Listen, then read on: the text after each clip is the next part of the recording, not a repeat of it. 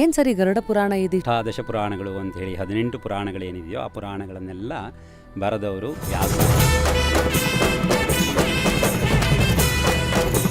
ಸ್ವತಃ ಅವರೇ ಬರೆದಿಲ್ಲ, ಗಣಪತಿಯನ್ನು ಇಟ್ಕೊಂಡು ಬರೆದ್ರು ಅಂತೇಳಿ ಅವರಲ್ಲಿ ಒಂದು ಅಗ್ರಿಮೆಂಟ್ ಆಗಿ, ನಾನು ಪೆನ್ ಎಲ್ಲೂ ನಿಲ್ಲಿಸೋದೇ ಇದ್ದಾಗ ನೀವು ಹೇಳಿದ್ರೆ ಬರಿತೀನಿ ಅಂತೇಳಿ ಗಣಪತಿ ಹೇಳಿದಂತೆ. ಈ ಪುರಾಣಗಳಲ್ಲೇ ಮಹತ್ವವನ್ನು ಪಡೆದಂತಹ ಪುರಾಣ ಯಾವುದು ಕೇಳಿದ್ರೆ ಗರುಡ ಪುರಾಣ ಅಂತ ಹೇಳಿ.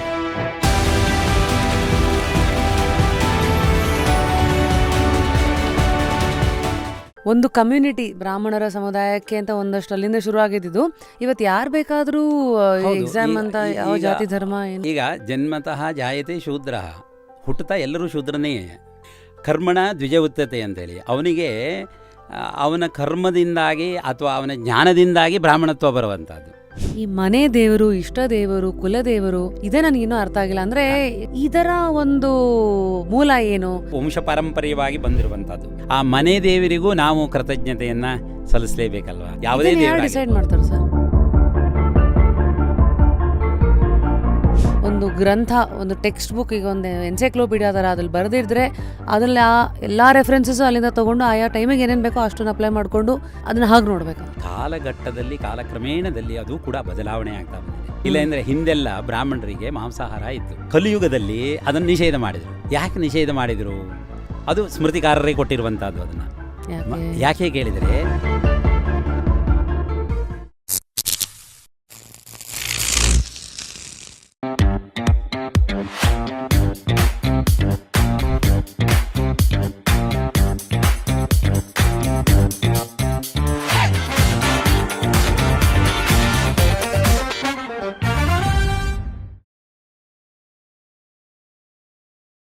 ಇವತ್ತು ಒಂದು ಜಸ್ಟ್ ಕ್ಯೂರಿಯಸ್, ಇದು ಭಾಳನೇ ಕ್ಯೂರಿಯಸ್ ಆಗಿರುವಂಥ ಒಂದು ಎಪಿಸೋಡ್.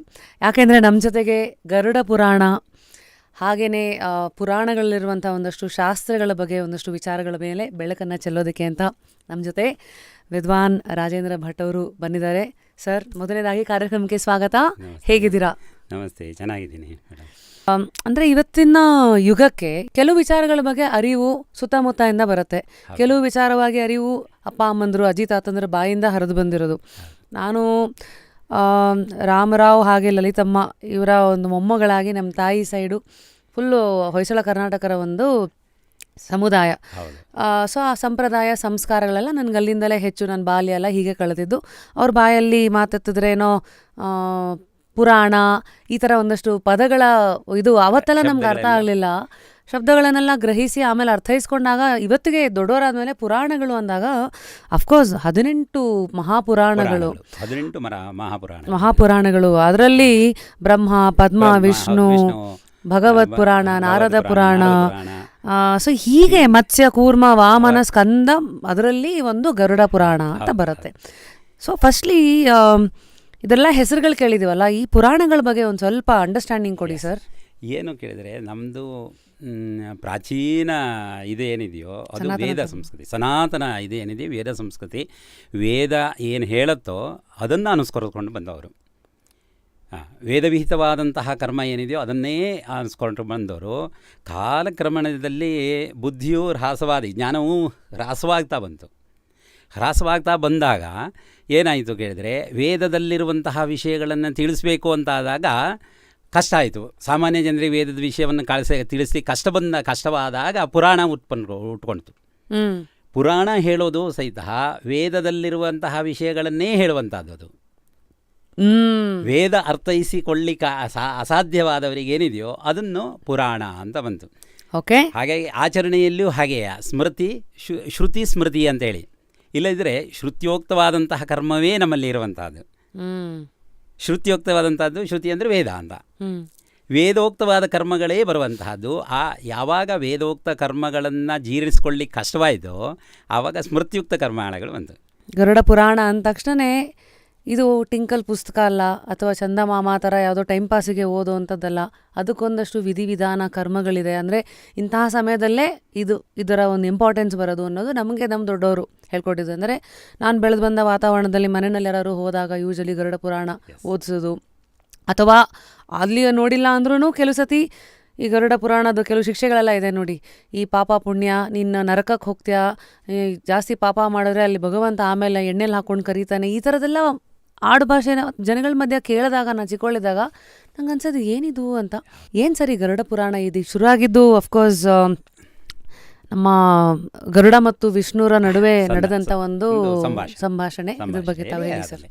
ಈಗ ಪುರಾಣಗಳು ಅಷ್ಟಾದಶ ಪುರಾಣಗಳು ಅಂಥೇಳಿ 18 ಪುರಾಣಗಳೇನಿದೆಯೋ ಆ ಪುರಾಣಗಳನ್ನೆಲ್ಲ ಬರೆದವರು ವ್ಯಾಸ ಮಹರ್ಷಿಗಳಿಂದ ಬಂದಿರುವಂಥದ್ದು. ಮಹಾಭಾರತ ಇದನ್ನೆಲ್ಲ ಬರೆದವನು ಇವರೇ ವ್ಯಾಸರೇ ಬರೆಸಿದ್ದು ಬರೆದವರು ಸ್ವತಃ ಅವರೇ ಬರೆದಿಲ್ಲ, ಗಣಪತಿಯನ್ನು ಇಟ್ಕೊಂಡು ಬರೆದರು ಅಂತೇಳಿ ಅವರಲ್ಲಿ ಒಂದು ಅಗ್ರಿಮೆಂಟ್ ಆಗಿ ಹೀಗೆ ನಾನು ಪೆನ್ ಎಲ್ಲೂ ನಿಲ್ಲಿಸೋದೇ ಇದ್ದಾಗ ನೀವು ಹೇಳಿದರೆ ಬರಿತೀನಿ ಅಂತೇಳಿ ಗಣಪತಿ ಹೇಳಿದಂತೆ. ಹಾಗೆ ಆಡಲಿಲ್ಲ ಹೇಳ್ತೀನಿ ಅಂತೇಳಿ. ಹಾಗಾಗಿ ಅಂತಹ ಒಂದು ಚಾಲೆಂಜಲ್ಲಿ ಬರೆದಂತಹ ಪುರಾಣಗಳೆಲ್ಲ 18 ನಿಲ್ಲಿಸಿಲ್ಲ ಮಧ್ಯ ನಿಲ್ಲಿಸುವಂಗೆ ನಿಲ್ಲಿಸಿದ್ರೆ ನಾನು ಬಿಟ್ಬಿಡ್ತೀನಿ, ನಾನು ಬರೆಯಲ್ಲ ಅಂತ ಹೇಳಿ ಅವನು ಗಣಪತಿಯ ಇದು. ಹಾಗಾಗಿ ಆವಾಗ ವ್ಯಾಸರು ಏನು ಮಾಡ್ತಾಯಿದ್ರು ಅಂದರೆ ಒಂದು ಶ್ಲೋಕವನ್ನು ಇವರಿಗೆ ಹೇಳುವಾಗ 4 ಶ್ಲೋಕವೋ 5 ಶ್ಲೋಕವನ್ನು ಮುಂದೆ ಇದು ಮಾಡ್ಕೊಳ್ತಾ ಇದ್ರಂತೆ, ಮನವರಿಕೆ ಮಾಡ್ಕೊಳ್ತಾ ಇದ್ರು. ಆ ಒಂದು ಇದರ ಮೇಲೆ ಎಲ್ಲಿಯೂ ನಿಲ್ಲಿಸದಿದ್ದಾಗೆ ಹೇಳಿದರು ಅವರು. ಅದನ್ನು ಗಣಪತಿ ಬರೆದ. ಅದನ್ನು ಅರಗಿಸಿಕೊಳ್ಳದಿರುವಾಗ ಸಾಮಾನ್ಯ ಜನರಿಗೆ ಇದರ ತಿಳುವಳಿಕೆ ಆಗಲಿ ಅಂತ ಹೇಳಿ ಪುರಾಣ ರೂಪದಲ್ಲಿ ಆ ಜ್ಞಾನ ಬಂತು.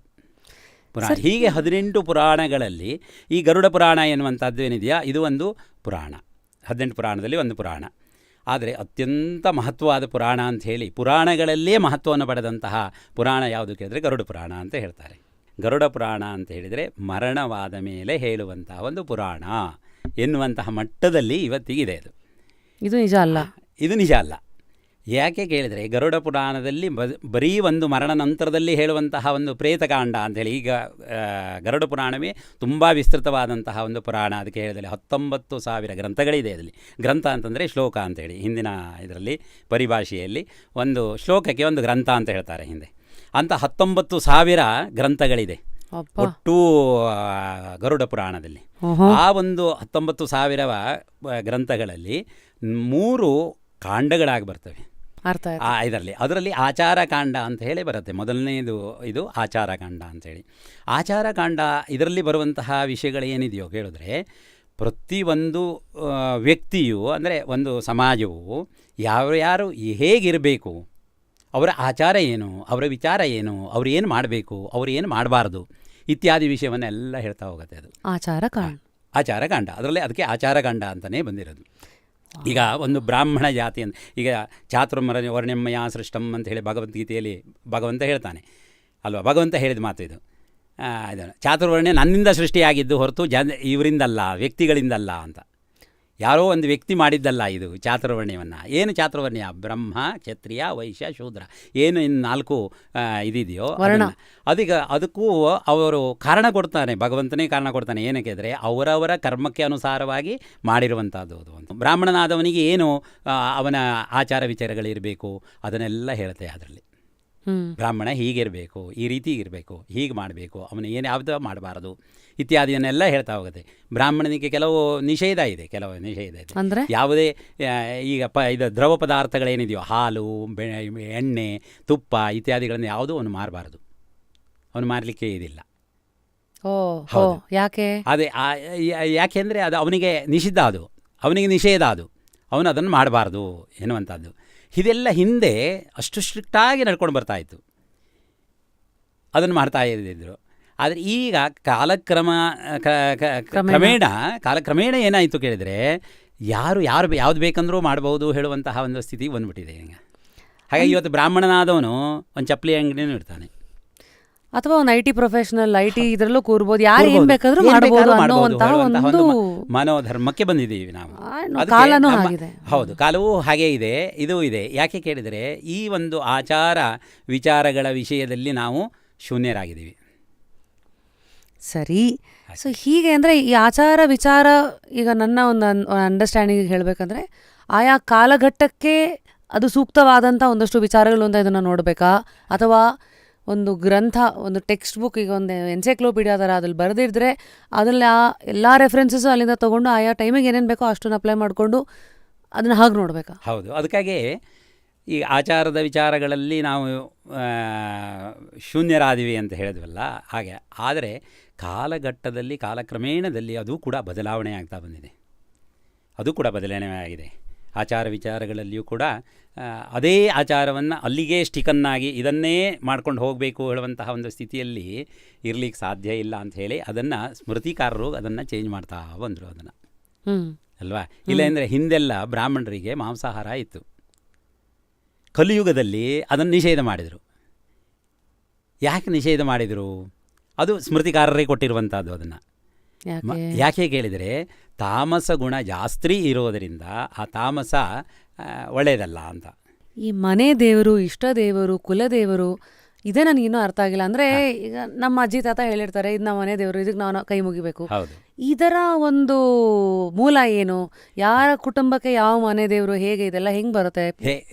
ಹೇಗೆ ಕೇಳಿದ್ರೆ ಅದು ವಂಶ ಪಾರಂಪರ್ಯವಾಗಿ ಬಂದಿರುವಂಥದ್ದು. ಮನೆ ದೇವರೇನಿದೆಯೋ ಅದು ಎಲ್ಲ ಹಾಗಾಗಿ ಕೆಲವರು ವಿಷ್ಣು ಸಂಬಂಧವಾಗಿ ಮನೆ ದೇವರನ್ನು ಹೇಳ್ತಾರೆ. ಲಕ್ಷ್ಮೀ ವೆಂಕಟೇಶ್ವರನೋ, ಲಕ್ಷ್ಮೀ ನಾರಾಯಣನೋ, ಲಕ್ಷ್ಮೀ ನರಸಿಂಹನೋ ಇತ್ಯಾದಿಯನ್ನು ಹೇಳ್ತಾ ಇರ್ತಾರೆ. ಕೆಲವರು ಗಣಪತಿಯನ್ನು ಇಟ್ಕೊಳ್ತಾರೆ, ಕೆಲವರು ವಿಷ್ಣುವನ್ನು ಇಟ್ಕೊಳ್ತಾರೆ.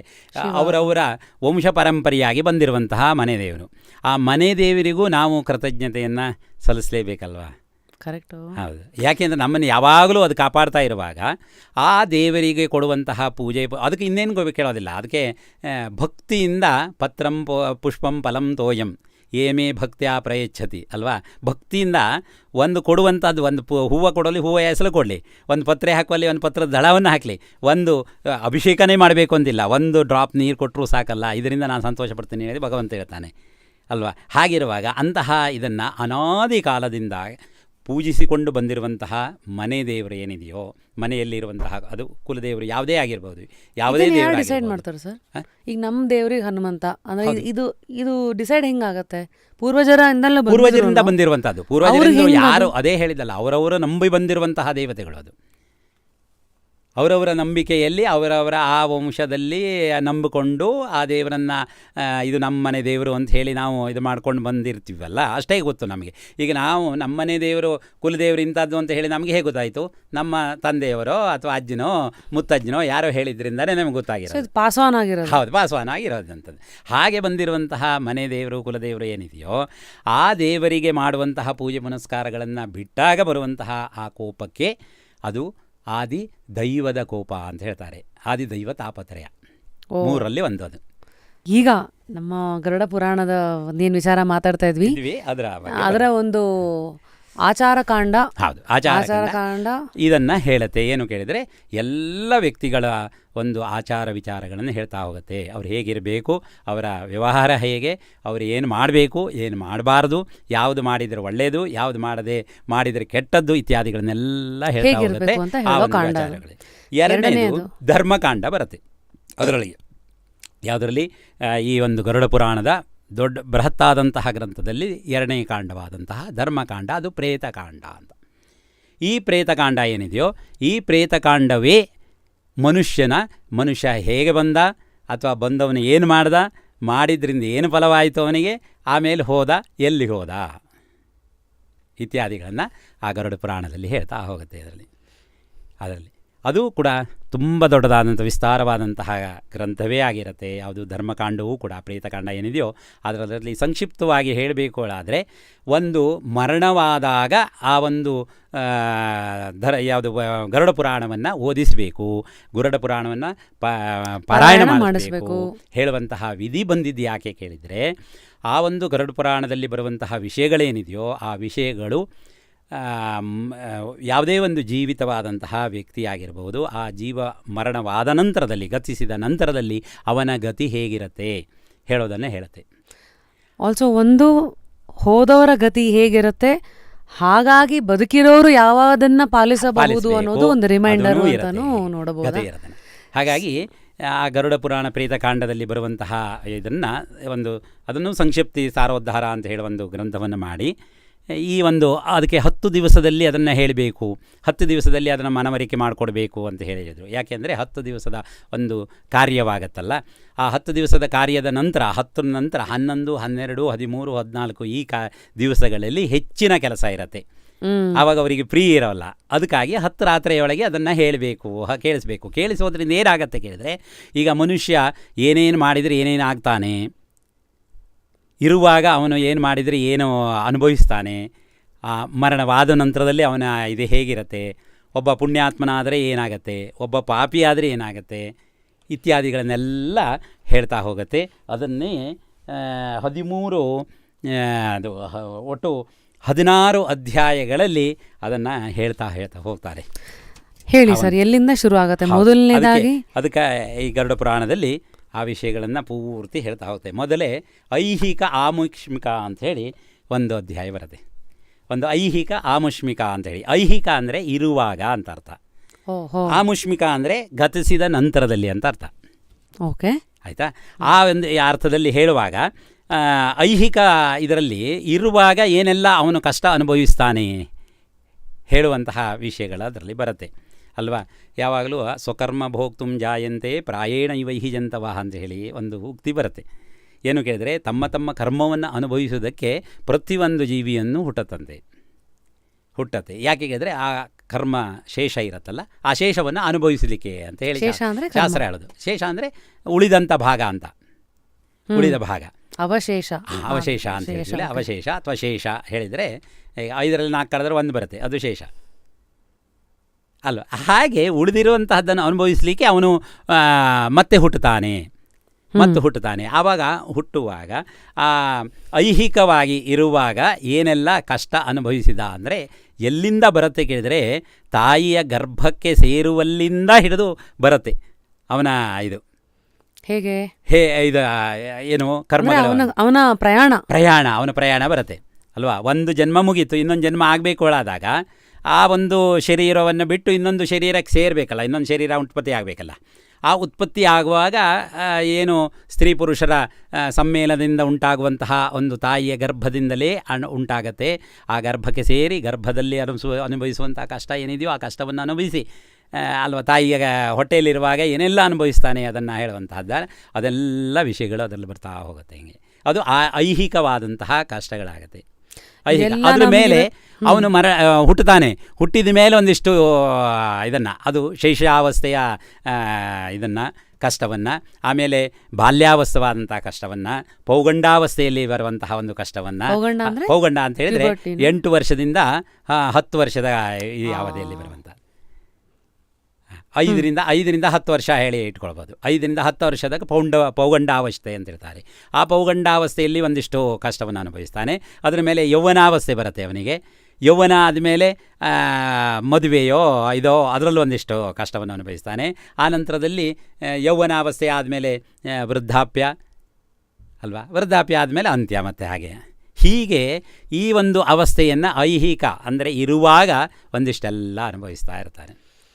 ಇದು ಸ್ಟಾರ್ಟಿಂಗು ಅಲ್ಲಿಂದ ಬರುತ್ತೆ. ಹಿಂಗೆ ಸ್ಟಾರ್ಟಿಂಗ್ ಐಹಿಕವಾದಂಥ ಆಮುಷ್ಮಿಕ ವರ್ಣನೆಯನ್ನು ಹೇಳ್ತಾ ಹೋಗ್ತಾರೆ. ಆಮೇಲೆ ಆಮುಷ್ಮಿಕವಾದಂಥದ್ದು, ಆಮುಷ್ಮಿಕ ಅಂದರೆ ಗತಿಸಿದ ನಂತರದಲ್ಲಿ, ಮರಣವಾದ ನಂತರದಲ್ಲಿ ಅವನಿಗೆ ಏನೆಲ್ಲ ಅವನ ಗತಿ ಇರುತ್ತೆ ಅಲ್ವಾ. ಆ ಗತಿ ಅಂದರೆ ಅವನ ಪ್ರಯಾಣ ಅಲ್ಲಿಂದ ಶುರುವಾಗತ್ತೆ.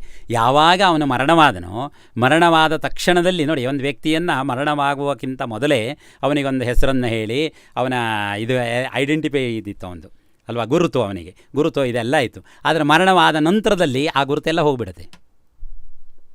ಹೌದು, ಗುರುತೆಲ್ಲ ಹೋಗ್ಬಿಡುತ್ತೆ ಅಲ್ವಾ. ಏನು ಬರುತ್ತೆ ಗುರುತು ಅವನಿಗೆ? ಏನಾದ್ರು ಒಂದು ಗುರುತ ಇರಬೇಕಲ್ಲ. ಆ ಗುರುತ ಏನು ಕೇಳಿದರೆ ಪ್ರೇತ ಎಂಬಂತಹ ಗುರುತು ಬಂದ್ಬಿಡುತ್ತೆ ಅವನಿಗೆ. ಮರಣವಾದವರು ಮೊದಲಾಗಿ ಆಗುವಂತಹದ್ದು ಅಂದರೆ ಮರಣವಾದ ತಕ್ಷಣದಲ್ಲಿ ಆಗುವಂತಹ ಸ್ಥಿತಿ ಯಾವುದು ಕೇಳಿದರೆ ಅದು ಪ್ರೇತ ಅಂತೇಳಿ. ಪ್ರೇತಕ್ಕೆ, ಆ ಪ್ರೇತ ಶಬ್ದಕ್ಕೆ ಇರುವಂತಹ ಅರ್ಥವೇ ಹೀಗೆ, ಪ್ರಹಿತ ಅಂತ ಅರ್ಥ. ಪ್ರಹಿತ ಅಂತ ಹೇಳಿದರೆ, ಅಂದರೆ ಇಲ್ಲಿಂದ, ಇತಃ ಅಂದರೆ ಹೊರಟಿದೆ ಅಂತ. ಇಲ್ಲಿಂದ ಹೊರಟಿದೆ, ಆದರೆ ಎಲ್ಲಿ ಹೋಗಬೇಕು ಅಂತ ಗೊತ್ತಿಲ್ಲ, ಯಾವ ಜಾಗಕ್ಕೆ ಹೋಗಬೇಕು ಅಂತ ಗೊತ್ತಿಲ್ಲ. ಯಾಕೆ ಕೇಳಿದರೆ ಅದಕ್ಕೆ ಆ ಜ್ಞಾನ ಇಲ್ಲ. ಯಾವುದರದು? ದೇಹ ಇದೆ. ಹೌದು, ದೇಹ ಇದೆ. ದೇಹವನ್ನು ಬಿಟ್ಟ ಮೇಲೆ ಒಂದು ಪ್ರೇತ ಆಗತ್ತಲ್ಲ, ಅದಕ್ಕೆ ಆ ದೇಹವನ್ನು ಬಿಟ್ಟಾಗ ದೇಹದಿಂದ ಏನು ಉಸಿರು ಹೊರಟು ಹೋಗುತ್ತಲ್ವ, ಆವಾಗ ಅವನಿಗೆ ಅಂಗುಷ್ಟ ಮಾತ್ರವಾದಂತಹ ಶರೀರ ಬರುತ್ತೆ. ಅಲ್ಲಿ ಯಾತನಾ ಶರೀರ ಅಂತ ಹೇಳ್ತಾರೆ ಅದಕ್ಕೆ. ಅಂಗುಷ್ಟ, ಇದಕ್ಕೆ ಅಂಗುಷ್ಟ ಅಂತ ಹೇಳೋದು. ಇಲ್ಲಿಂದ ಅಂಗುಷ್ಟ ಮಾತ್ರವಾದಂತಹ ಒಂದು ಶರೀರ ಬರುತ್ತೆ, ಅದಕ್ಕೆ ಯಾತನಾ ಶರೀರ ಅಂತ ಹೇಳ್ತಾರೆ. ಆ ಯಾತನಾ ಶರೀರ ಅವನಿಗೆ ಬಂದಾಗ ಆ ಯಾತನಾ ಶರೀರದಲ್ಲಿ ಒಂದಿಷ್ಟು ಅನುಭವಿಸ್ತಾನೆ ಅವನು ಇದನ್ನು. ಇದನ್ನೇ ಆ ಜ್ಯೋತಿದು ಸ್ವರೂಪ ತೋರಿಸ್ತಾರಲ್ಲ, ಆತ್ಮಕ್ಕೆ ಆತ್ಮಜ್ಯೋತಿಯಾಗಿ ಹೌದು ಹಿಂಗೆ ಹೋಗ್ತಾ ಇರುತ್ತೆ ಅಂತ ಹೇಳಿ ಒಂದು ತೋರಿಸ್ತಾರಲ್ಲ ಆ ಥರ ಇದನ್ನು. ಆದರೆ ಅವನಿಗೆ ಅಂಗುಷ್ಟ ಪ್ರಮಾಣದಲ್ಲಿ ಅವನಿಗೆ ಇದು ಬರುತ್ತೆ. ಸರಿ, ಅದನ್ನು ಇದು ಕೂಡ ಹೇಗೆ ಅವನು ಅತಿಯಾದಿ ಪಾಪಿ ಆಗಿದ್ದಿದ್ರೆ ಅವನಿಗೆ ಆ ಒಂದು ಅಂಗುಷ್ಟ ಪ್ರಮಾಣವಾದಂತಹ ಒಂದು ಆತ್ಮ ಏನಿದೆಯೋ ಆ ಶರೀರವೂ ಕೂಡ ಯಾತನಾ ಶರೀರ, ಅದು ಆ ಯಾತನಾ ಶರೀರವೂ ಕೂಡ ಒಂದಿಷ್ಟು ಕಷ್ಟವನ್ನು ಅನುಭವಿಸುತ್ತೆ. ಅಲ್ಲಿ ಗರುಡ ಪುರಾಣದಲ್ಲಿ ಹೇಳುವಂತೆಯೇ ಯಮನ ದೂತರು ಬರ್ತಾರೆ. ಯಮನ ದೂತರು ಬಂದು ಅವನ ಕೊನೆಯ ಕಾಲದಲ್ಲಿ ಆ ಯಮದೂತರು ಬಂದು ಅವನ ಎದುರಿಗೆ ನಿಂತಾಗ ಆ ದೂತರನ್ನು ನೋಡಿಯೇ ಇವನು ಪ್ರಾಣಹಾರ ಹೋಗುತ್ತಂತೆ. ಆ ದೂತರು ಹಾಗೇ ಇರ್ತಾರೆ. ಅವರು ಅಷ್ಟು ಕರಾಳವಾದಂತಹ ಮುಖ, ಆ ರೀತಿಯಾದಂತಹ ವಕ್ರವಕ್ರವಾದಂತಹ ಇದು, ಅನಂತರ ಕೂದಲು ಕೂಡ ಸೆಟಿದಂತಹ ಕೂದಲು ಇದೆ ಇತ್ಯಾದಿಗಳೆಲ್ಲ ವರ್ಣನೆ ಬರುತ್ತೆ ಅದರಲ್ಲಿ. ಹೀಗಿದ್ದಂತಹ ಆ ವ್ಯಕ್ತಿಯನ್ನು ನೋಡಿದಾಗ ಈ ಒಂದು ಮರಣಶಯ್ಯೆಯಲ್ಲಿರುವಂತಹ ಜೀವಿ ಏನಿದೆಯೋ ಆ ಜೀವಿ ಭಯ ಬಿದ್ದು ಹೊರಟೋಗ್ಬಿಡುತ್ತೆ ಅಂತ. ಸೊ ಜೀವ ಹಾರೋಯ್ತು, ಹಾರೋಗುತ್ತೆ. ಹಾರು ಹೋಗುವಾಗ ಏನು ಮಾಡ್ತಾರೆ ಕೇಳಿದರೆ ಅವನ ಕರ್ಮಕ್ಕೆ ಅನುಸಾರವಾಗಿ ಅವನು ಎಷ್ಟು ಪಾಪಿಯಾಗಿದ್ದಾನೋ ಅಷ್ಟು ಪಾಪ ಮಾಡಿದ್ರಿಂದ ಆ ಪಾಪದ ಫಲವಾಗಿ ಯಮದೂತರು ಅವರನ್ನು ಪಾಶದಿಂದ ಬಂಧಿಸಿ ಅವರನ್ನು ಇದಕ್ಕೆ ಎಲ್ಲಿಗೆ ಯಮಪಟ್ಟಣಕ್ಕೆ, ನರಕ ಏನಿದೆಯೋ ಅಲ್ಲಿ ನರಕಕ್ಕೆ ಕೊಂಡೊಯ್ತಾರೆ ಅಂದ್ರೆ ವರ್ಣನೆಗಳೆಲ್ಲ ಬರುತ್ತೆ ಅದರಲ್ಲಿ. ಈ ಶೋನ ನೋಡ್ತಾರೋರು ಯಾರೋ ಬ್ರಾಹ್ಮಣರು ಇರ್ಬೋದು, ಇತರೆಯರು ಇರಬಹುದು. ಸೊ ಇಬ್ರಿಗೂ ಅಂತ್ಯ ಸಂಸ್ಕಾರಗಳು ಬೇರೆ ಬೇರೆ ಆದ್ರೂ ಮತ್ತು ಇದಾದ ಮೇಲೆ ಸತ್ತ ಮೇಲೆ ಅದಕ್ಕೆ ಪ್ರೇತಕ್ಕೆ ಸಿಗೋ ಫಲ ಆಗಿದ್ರೆ ಇದ್ರ ಮೇಲೆ ಡಿಪೆಂಡ್ ಆಗತ್ತಾ ಅಥವಾ ಎಲ್ಲನೂ ಒಂದೇನಾ? ಬೇರೆ ರೀತಿಗಳು ಬೇರೆ ಬೇರೆನೇ ಆಗಿರುತ್ತೆ, ಬೇರೆ ಬೇರೆ ಆಗಿರುತ್ತೆ. ಯಾಕೆ ಹೇಳಿದರೆ ಅವನು ಮಾಡಿರುವಂತಹ ಒಂದು ಕರ್ಮದ ಫಲದಿಂದಾಗಿ ಅವನಿಗೆ ಸಿಗುವಂಥದ್ದು. ಪಾಪಿ ಚಿನ್ನ ನಿರೂಪಣೆ ಅಂಥೇಳಿ, ಪಾಪಿ ಯಾವ ರೀತಿ ಚಿಹ್ನೆ ಇರುತ್ತೆ ಅವನಿಗೆ, ಪಾಪಿ ಆದವನಿಗೆ ಅಂತ ಹೇಳಿದರೆ ಅವನು ನೋಡಿಯೇ ಇಂಥ ಪಾಪ ಮಾಡಿದ್ದಾನೆ ಅಂತ ಹೇಳ್ಬೋದು. ಅಯ್ಯೋ, ಇದು ಗರುಡ ಪುರಾಣದಲ್ಲಿ ಬರುತ್ತೆ. ಅದನ್ನು ಇಂತಿಂತಹ ಚಿಹ್ನೆ ಇದ್ದರೆ ಇಂತಿಂತಹ ಪಾಪ ಮಾಡಿದ್ದಾನೆ ಅವನು. ಏನ ಚಿಹ್ನೆಗಳು? ಈಗ ಕುಷ್ಠರೋಗ ಇದೆ ಅಂತ ಹೇಳಿದರೆ ಅವನು ಈ ಪಾಪ ಮಾಡಿದ್ದಾನೆ ಅಂತೇಳಿ. ಪಾಂಡುರೋಗ, ಈ ಪುಸ್ತಕವನ್ನು ಅಪಹರಿಸಿದರೆ, ಪುಸ್ತಕ ಯಾರದೋ ಕದ್ಬಿಟ್ಟಿದ್ದಾನೆ ಅಂತ ಇಟ್ಕೊಳ್ಳಿ, ಅವನು ಮೂಕನಾಗ್ಬಿಡ್ತಾನೆ. ಮುಂದಿನ ಜನ್ಮ ಏನೋ ಇದೆಯೋ ಅವನಿಗೆ ಇದ್ದರೆ, ಅವನು ಹುಟ್ಟಿದರೆ ಅವನು ಮೂಕನಾಗ್ತಾನೆ. ಹಾಗೆ ಯಾರನ್ನಾರು ಕಾಲಲ್ಲಿ ಒದ್ದಿದ್ರೆ, ಅದು ತಥಾಪಿ ಬ್ರಾಹ್ಮಣರನ್ನೋ ಇವರನ್ನೆಲ್ಲ ಅವನ ಕಾಲಲ್ಲಿ ಒದ್ದಿದ್ರೆ ಅವನು ಪಂಗು ಆಗ್ತಾನೆ.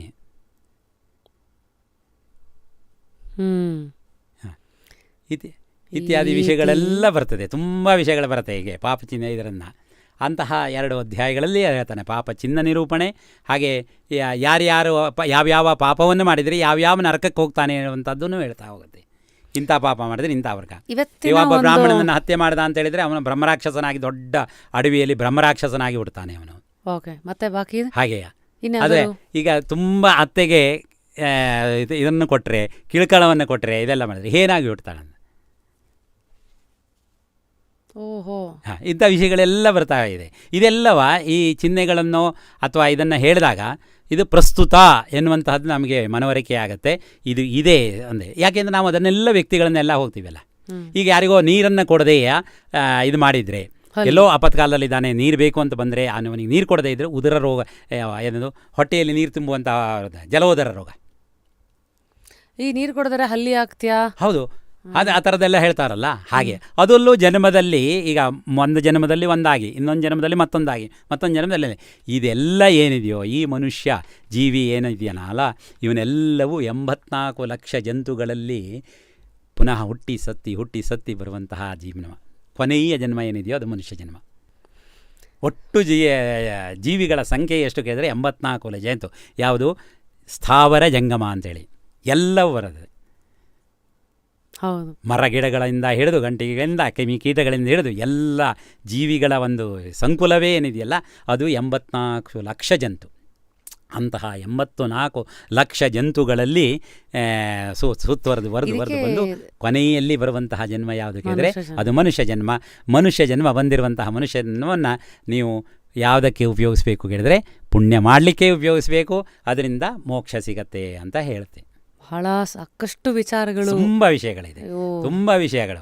ಈಗ ಹೇಳಿರೋದ್ರಲ್ಲಿ ಒಂದು ಅಂಶನೂ ಇಲ್ಲ ನಾನು ಹೇಳಿರುವಂಥ ಇದರಲ್ಲಿ. ಅಷ್ಟು ವಿಷಯಗಳಲ್ಲಿ ಅಷ್ಟು ವಿಷಯಗಳು ಬರುತ್ತೆ. ಜ್ಞಾನಸಾಗರಗಳೇ ಇದೆ ಹಿಂಗೆ.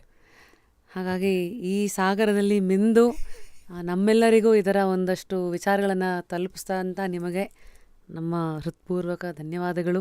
ಮುಂದಿನ ಎಪಿಸೋಡಲ್ಲಿ ಮತ್ತೊಂದು ಇದೇ ತರಹ ಕುತೂಹಲಕಾರಿ ಒಂದು ಸಬ್ಜೆಕ್ಟ್ ಬಗ್ಗೆ ಅದರ ವಿಚಾರವಾಗಿ ಮಾತಾಡೋ ಜ್ಞಾನಿಗಳೊಂದಿಗೆ ನಾನು ಮತ್ತೆ ನಿಮಗೆ ಸಿಗ್ತೀನಿ. ಅಂಟಿಲ್ ನೆಕ್ಸ್ಟ್ ಟೈಮ್, ನಾನು ನಿಮ್ಮ rapid Rashmi, signing out of just curious. ನಮಸ್ಕಾರ.